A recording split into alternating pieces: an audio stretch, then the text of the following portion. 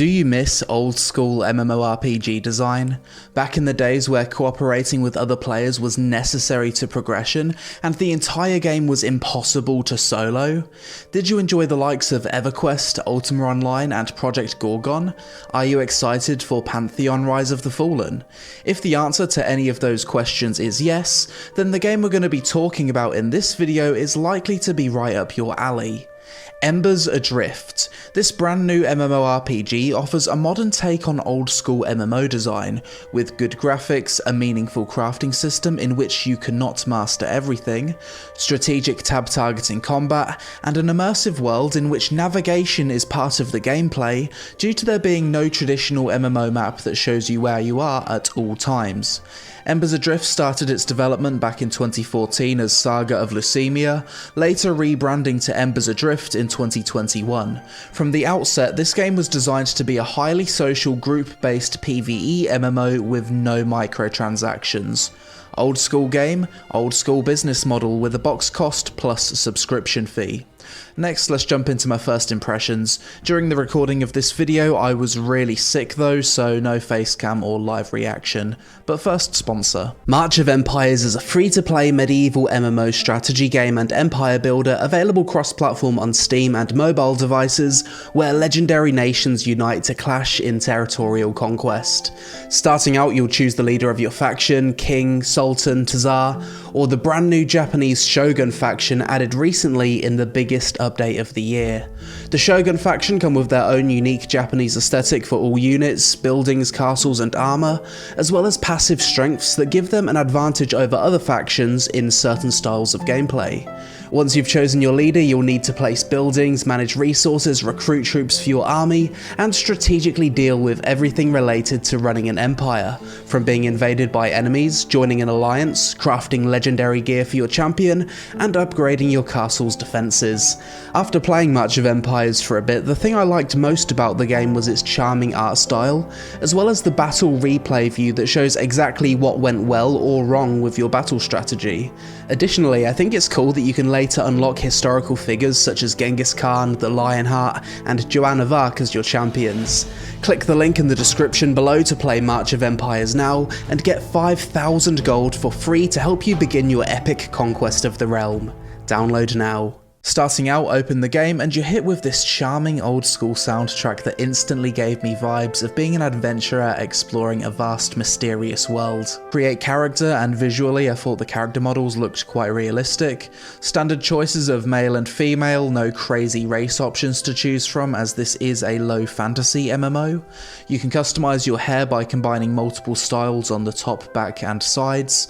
Facial hair, body paint, complexion, and most interesting of all, you're actually able to make your character truly fat in this game. Not just slightly chubby, but a real chonker. Not many MMOs actually give you this option, and you're also able to adjust the muscle tone too, so I found this to be the most amusing part of character creation. 3 role choices: DPS, support or tank. Choosing the DPS role reduces your threat generation, whilst choosing tank does the opposite. Preview our character in different gear once again looks very realistic. Choose a name and enter the game. We enter the world of New Haven, and unlike 90% of MMOs, I'm not immediately greeted by a giant exclamation mark or arrow the size of my screen telling me where to go. I read the prompts, got familiar with movement, and was amused by the scuffed jumping sound effects. Then I opened my map, and to my surprise, it didn't display my character's live location. Does this mean I'm actually going to need to pay attention to my surroundings and use points of interest to navigate? I continued down the road and spoke to an NPC called Dante. He didn't have any marker above his head indicating that he had a quest for me, and as you'll see throughout this video, none of the NPCs do.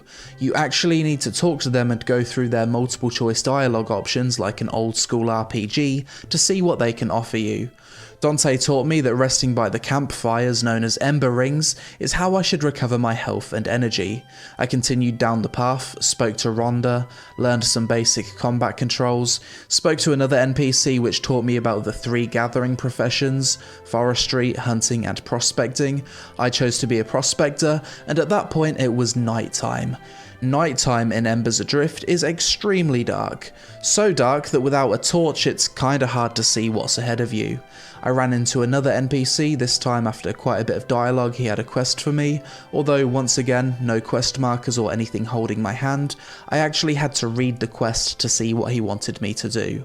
The game then gave me a quick tutorial on how to distinguish mob difficulty, as mobs don't display levels next to their portrait, at which point I whipped out my torch and ran off into the wilderness grinding on mobs to level up, as well as searching out copper veins to level up my mining skill. Personally, I'm someone that enjoys mob grinding in MMOs. I like having the opportunity to turn off my brain, relax, and watch something on my second monitor whilst still feeling like I'm making meaningful progression in a game. Embers Adrift allows me to do this. However, due to the game having quests and strategic group-based content, this is not your only form of progression, and due to the world being designed with a mix of both group mobs, solo mobs, aggressive mobs, and passive mobs, as well as constantly needing to be aware of my surroundings for navigation purposes, grinding in this game felt more engaging and less brain dead than other MMOs. It's mob grinding, but it's more immersive mob grinding, if that makes sense. There's a very real possibility of me dying, I can easily get lost, and if I pull the wrong mob, it's going to chase me across the map. It was during this time that I realised that the tab targeting combat in Embers Adrift actually has more depth to it than you'd initially think. Depending on your weapon, you can see the timings for your auto-attack weapon swings. During periods of downtime, you can move yourself out of the mob's attack range, only going back into range when your attack timing is off cooldown to completely avoid taking damage whilst you're waiting for cooldowns. I mean, if everything's on cooldown and you're not feeling lazy, why wouldn't you do this? So essentially, kiting mobs around and timing your attacks is a big part of optimizing your gameplay in Embers Adrift, and I can imagine that in a group setting this could also allow for some rather unique encounters. After about 30 minutes of grinding, I got to level 2 and unlocked my 3rd ability, which felt like a nice achievement at the time. Shortly after, I realised my character actually started with a bow, and I could switch between melee and ranged weapons using the X hotkey. I continued to grind mobs, this time as a ranger, and eventually I made the mistake of attacking a mob intended for groups. This mob wrecked my face, so I ran away expecting it to de-aggro, but it didn't. I had to run all the way back to the camp to be rescued by a guard to get this mob off me. Lesson learned, be careful what you attack, because you're getting chased across the entire map if you're unable to kill your target. More mob grinding and I hit level 3, no new abilities this time but additional stats that would allow me to take on slightly harder mobs. Another 45 minutes later and I dinged level 4, unlocking my 4th ability. At this point I'd basically spent the first 2 hours of gameplay at the same forest outpost area grinding mobs. It was time for me to venture further down the road. Eventually I came to a crossroads with new NPCs, I spoke to them accepting any quests they had and continued down the road to a village with even more NPCs, one of which would allow me to choose a second profession once my first profession was at level 6. To the east of this village was a mining camp where I needed to search for a lost boy.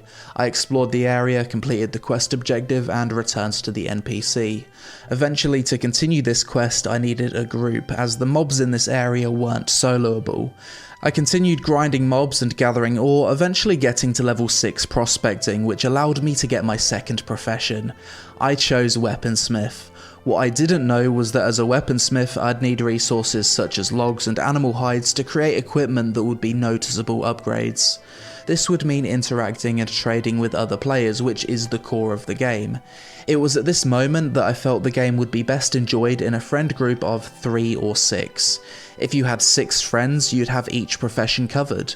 With 3 friends, you could get by pretty well with 1 gathering profession and 1 crafting profession each. If you're a solo player and you don't want to interact with people for trading or questing, then this game isn't for you. There's no way around it. As a pure solo experience, you'll get to the point where you'll want to upgrade your gear or do a quest, and you'll hit a wall. I continued playing the game solo, got to level 5, got my weaponsmithing to level 6, and at that point I stopped playing because 1, I didn't have any friends to play with, 2, my time zone is kinda awkward, and 3, during the recording of this video it was the beta of the game and not full release, so I didn't want to get too invested with the launch of the game being so close.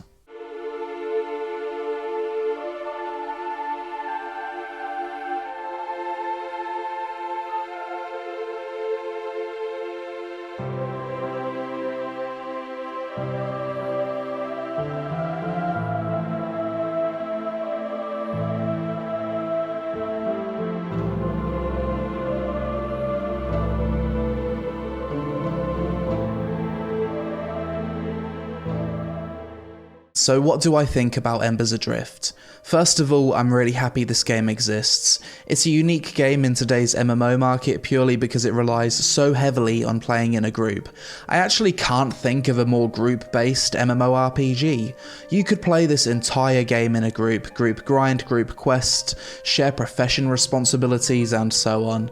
If you've got 3 to 6 friends to play with and enjoy classic MMOs, then I think you'll have a great time together. I was surprised by how much of a difference not being able to see my character's live location on a map made to my sense of immersion. Having to look at the environment to navigate and find my bearings constantly made even the simplest of tasks more engaging. Visually, I think the game looks pretty decent for Unity indie MMO standards. Unfortunately, whenever I play this game, the fans on my computer go absolutely nuts. I reached out to the devs to see why this is, and apparently it's a problem with Unity MMOs and optimization. The combat system, whilst being slow and tab targeting, does feel engaging due to being able to move out of a mob's attack proximity. Old school MMO fans will enjoy this. Action combat MMO fans will probably not enjoy the combat. Progression in this game feels extremely slow, which isn't a bad thing in my opinion, as every time you do achieve something, whether it be gaining a level, getting a new ability, getting the smallest gear upgrade, it feels extremely rewarding. It's hard to explain what it is, but something about this game gives you a sense of mystery and wonder. It's probably a combination of the long-form progression, the beautiful OST, not having a map and having to read all of the dialogue to figure out things for yourself. But it's a great feeling to have whilst playing, and something you'll only understand from playing the game. If you're a pure solo player, this game isn't for you. Either accept that and adapt to it, or just don't play the game. Not every MMO has to be for everyone. It's also super refreshing to play a pure sub-fee MMO with no cash shop.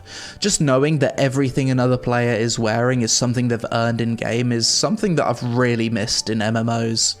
Obviously I've scratched the surface of Embers Adrift in this video, but I feel like I've presented enough information and visuals about the game to help you figure out if this is something you're interested in. I didn't want to spoil the game too much, as discovering the quests and figuring things out for yourself is a big part of the enjoyment you'll get from playing. This is obviously a very niche MMO, and it's received hardly any coverage by other channels on YouTube. Like I said, if you're a fan of games like Everquest, Pantheon, Ultima, or even old school RuneScape, then maybe you should give Embers Adrift a try. And you've got to give props to the devs for sticking with this project for 8 years and seeing it through to a full release, something that rarely ever happens for these small team indie MMOs. But that's it for this video guys. As always, let me know your thoughts on Embers Adrift in the comments below. Is this a game you're interested in? If you're currently playing it with friends, let me know about your experiences so far. Thanks for watching. Social media on screen. Help us out with a like to appease the algorithm gods, and I'll see you in the next one.